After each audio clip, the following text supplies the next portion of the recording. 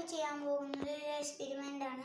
അപ്പോൾ ആവശ്യമായ സാധനങ്ങൾ ഗ്ലാസ്, ഒരു തീപ്പെട്ടി, പിന്നെ ഒരു പേപ്പർ, പിന്നെ ഒരു ബലൂൺ. ആദ്യം തന്നെ നമ്മൾ പേപ്പർ കത്തിക്കുക.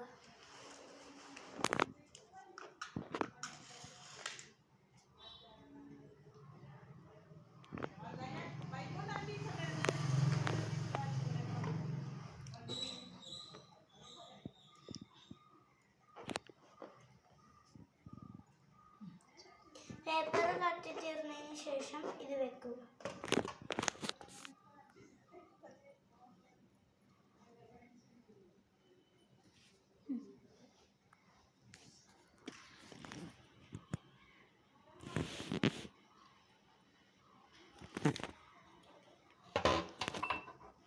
അപ്പോൾ നമ്മുടെ ഗ്ലാസ് വെക്കുക.